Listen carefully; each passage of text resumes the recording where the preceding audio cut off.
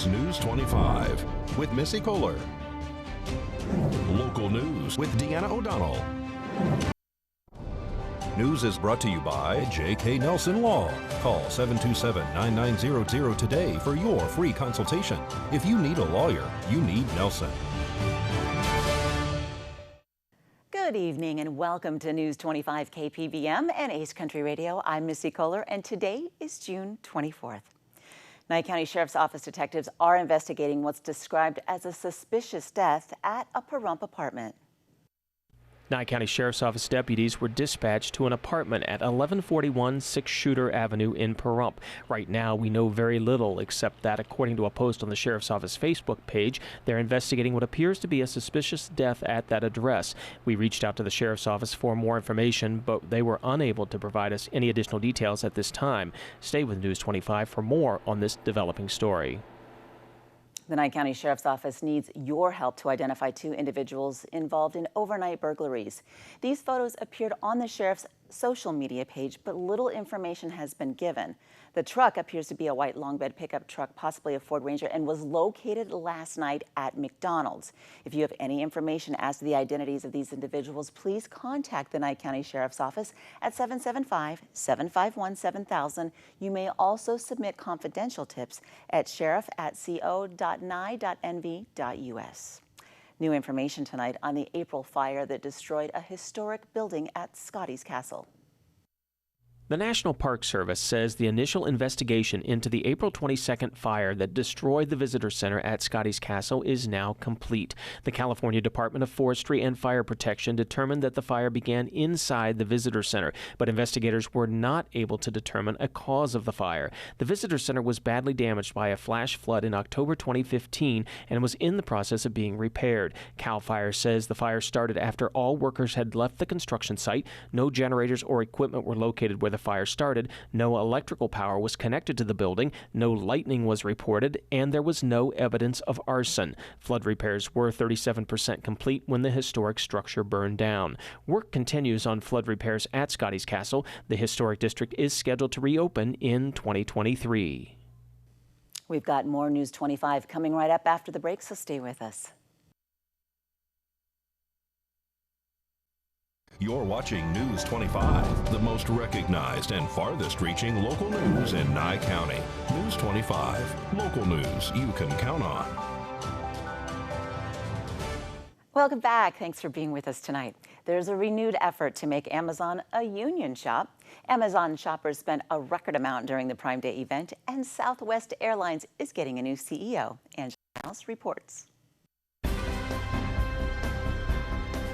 Topping our news, Amazon is once again at risk of turning into a union shop. The Teamsters are voting today on a resolution that would move toward organizing Amazon workers. Earlier this year, warehouse employees in Bessemer, Alabama, voted against joining a union.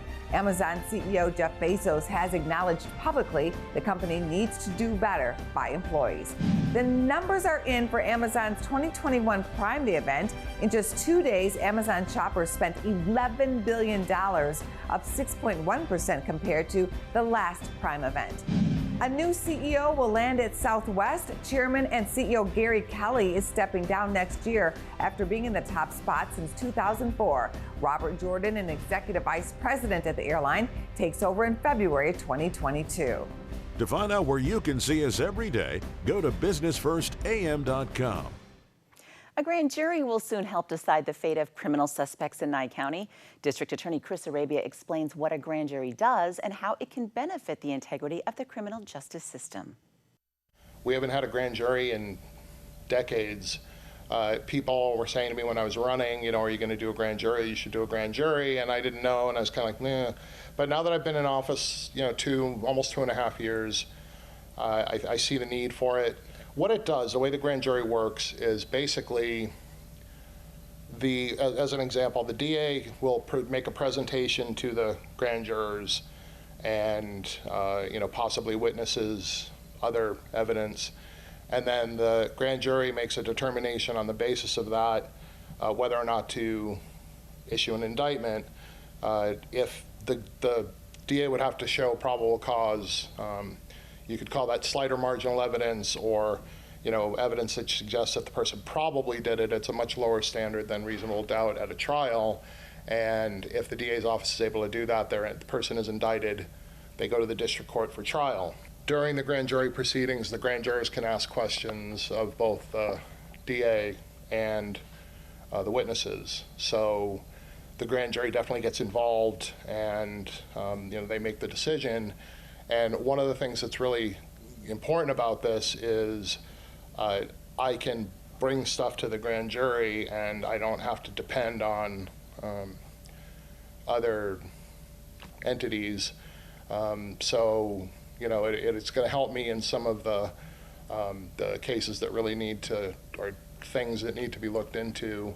And another thing that's good about the grand jury is the proceedings are secret. So let's say that we make a presentation, and it turns out that, and let's just say the person we're looking at, the person you would be looking at is called a target. Let's say that the target is Fred Flintstone, just to pick a random example. And it turns out that after we make the presentation that, Fred didn't really do too much wrong.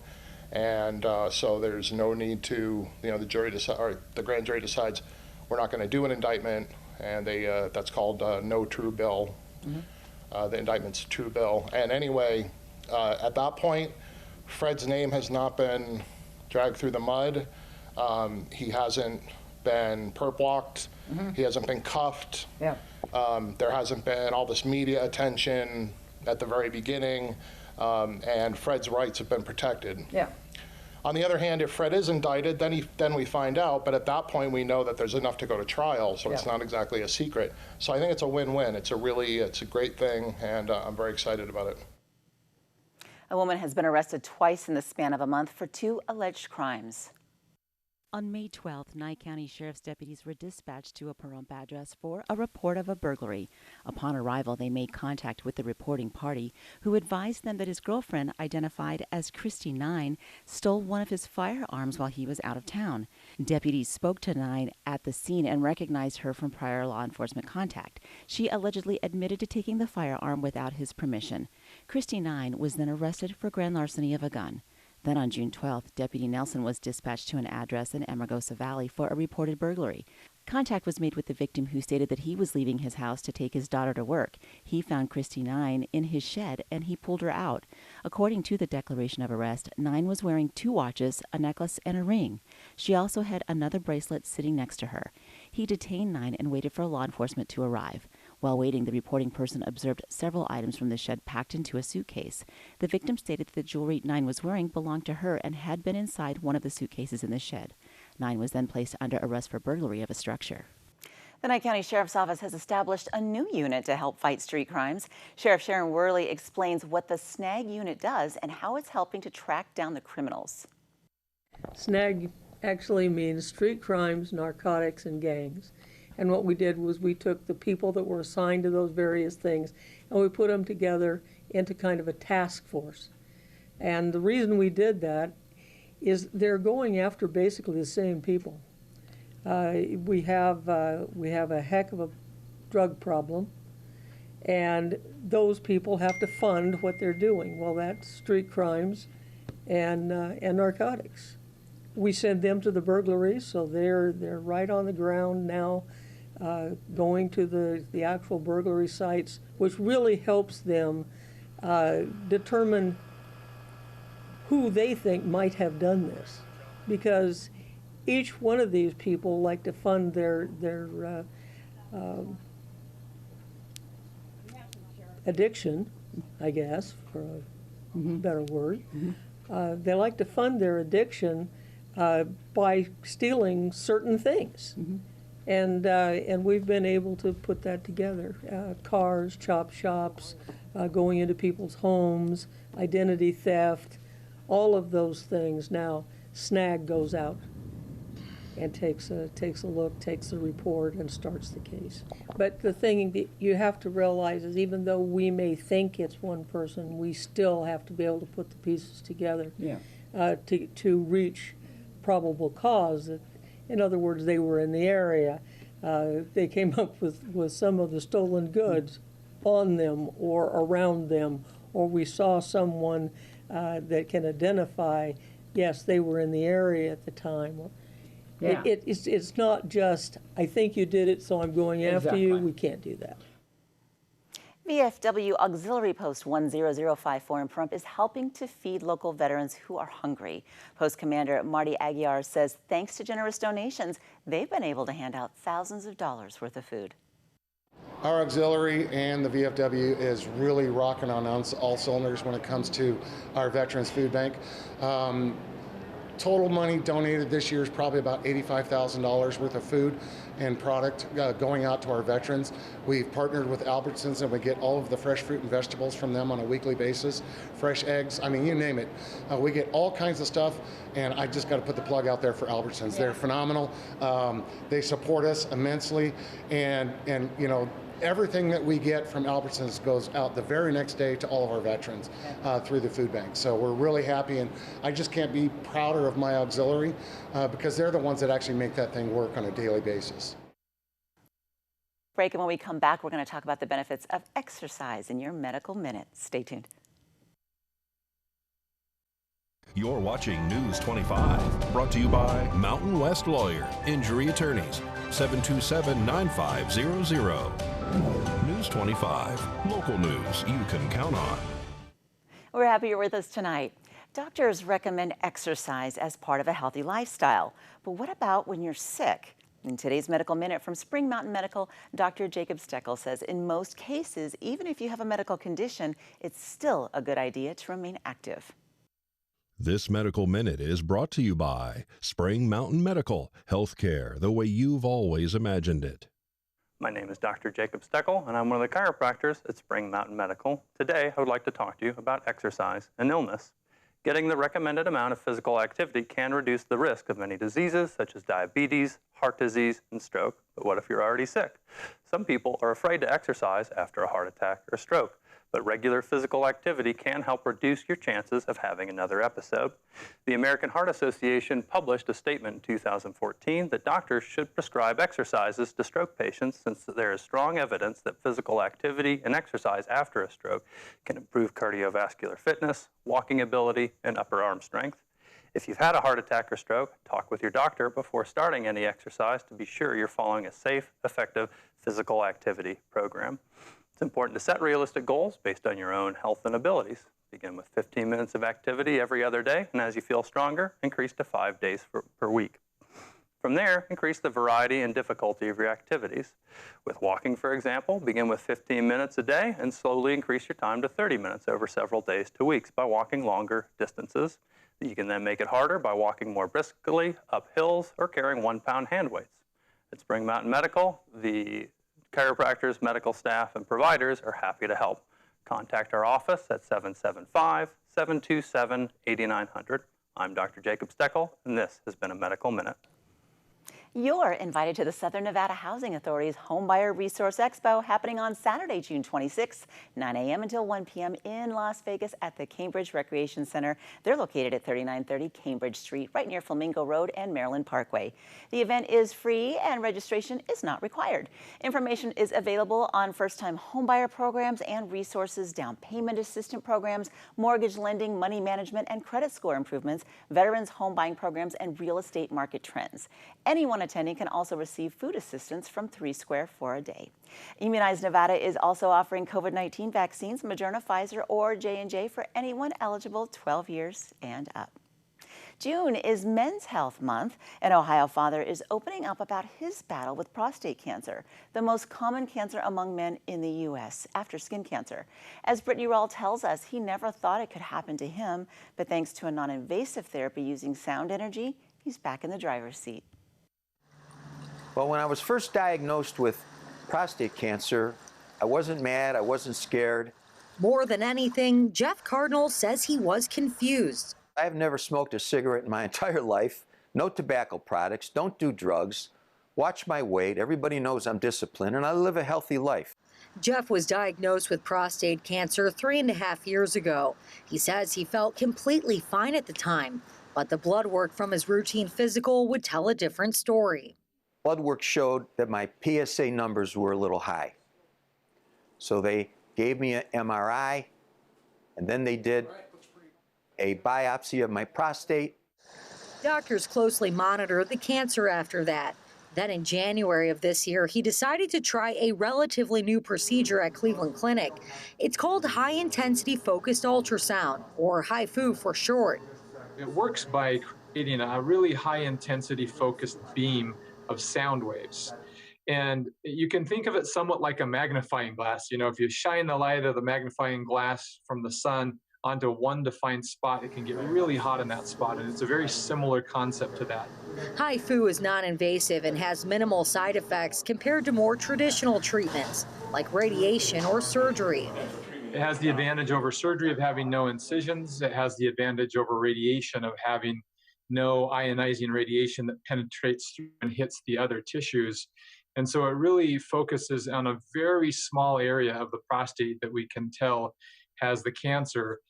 Jeff says everything went well with the procedure, and now he's back to doing the things he loves. His advice for others, make sure to explore all of your options. If I could help people out there and give them a shortcut to get to a procedure that's cutting edge, that works well, then I want to do that. And when I said that to my son, he said, "Dad, you're paying it forward." And I never thought of it that way, but that's what I'm doing. At Cleveland Clinic, I'm Brittany Rawl. Dr. Waite says only certain people qualify for this kind of procedure right now, so it's important to talk to your doctor about what options might be available to you. News 25 Weather Cam is brought to you by Lerner and Rowe Injury Attorney's Office in Pahrump. In a wreck, need a check? Call 702-877-1500. Hi, good evening, Nevada. John Kohler standing out the KPVM weather window. Oh, we had some rain earlier, but look at that. It's clearing out. We're going to have some beautiful stuff ahead of us this week. We'll tell you all about it when we return. News 25 weather is brought to you by Dairy Council of Nevada. The splash of cream in your coffee, the dollop of sour cream on your burrito, the melted toasty cheese on your pizza. Undeniably delicious, undeniably dairy. Enjoy what's real. Hi, good evening, Nevada. It's John Kohler from the KPVM Channel 25 Weather Studios. Lovely to see you on a Thursday. It's an interesting weather day. Let's take a look at the temperatures up and down the state. Northern part of the state, you got upper 80s, 87 degrees. Fernley, Fallon, Carson City, Tonopah, Goldfield, mid-state, mid-80s. How about that? 83 to 85 for your highs today. Beatty up to 93. Amargosa in Las Vegas, 97, 96-ish. Yeah. Out in Death Valley, 110 degrees here in the paradise of Pahrump. Well, let's take a look. It looks like 94 degrees. And we're sitting on the the zenith. We're right at the top. 94 was our high today. 17% humidity. Boy, we had some clouds. We had a little afternoon rain. We kind of enjoyed that, actually, around here. 5:27 a.m. this morning, the sun rose in all its glory. It'll set this evening about 8:05, and we'll look forward to that. 8:05, good for me. I remember things. It's nice. 70 degrees will be our low end tonight. Winds gently blowing out of the southeast at 11 miles per hour. It'll sound like all right, and as we head into the week, how about those winds? They're going to stay down, actually, under 10 miles per hour next 3-4 days. It's not even going to get too much bad in the latter part of the week. Temperatures will creep up. It'll be boy band temperature tomorrow, 98 degrees. And then we'll get right over those triple digits and right into it for the rest of the week. Some cloud covers to look forward to next week. It should be kind of a clear weekend, though. Good weekend for the pool. Nice hot temperatures. Some clouds to moderate it. Some light winds. It'll be beautiful. All right, things to look forward to. Back to the desk. Here's Missy. Looks good. Thanks, John. Well, whether it's your starter home or your dream home, many of us feel like we just need a little more room. This week's Angies List report explores ways to find extra space in your current home. A place for everything and everything in its place. That's the ideal way to keep your home neat and tidy. But what happens when you run out of space? Before you go to the extreme and start looking for a new home, consider some alternatives to make the most out of the space you have. Homeowners are looking to maximize storage space in their homes. Custom cabinets are very popular these days, and you can find all kinds of unique storage when you can go custom cabinets. For example, a toe kick drawer in the kitchen or in the bathroom can really make good use of some wasted space. Wendy Langston, the owner of Everything Home, suggests adding specialized products to existing cabinets if custom cabinetry isn't an option for you. There are a ton of aftermarket things that can be put onto cabinets or into cabinets to make them more functional. Think of the Container Store or Rev-A-Shelf. These companies have places where we can add a knife block to a utility drawer in the kitchen. So now all the knives go from being visible on the counter to now being tucked inside in a neat and tidy space. Mark Einselin with Old Town Design Group recommends evaluating the areas in your home with a critical eye to determine which areas can be improved. So one way that homeowners can maximize the space they already have in a home but may not be using is to take note how they use it throughout the year, throughout the day, and then consider what it's adjacent to. So if you have unused space next to your kitchen area, maybe you could repurpose that as a nook or storage for pantry.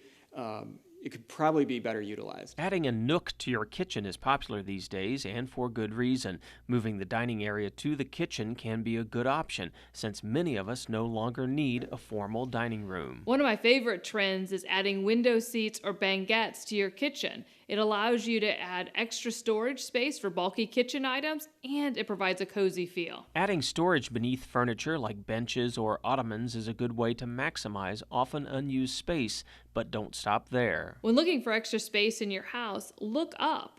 You could add extra shelves above cabinets in your kitchen or in your closet that can provide needed storage.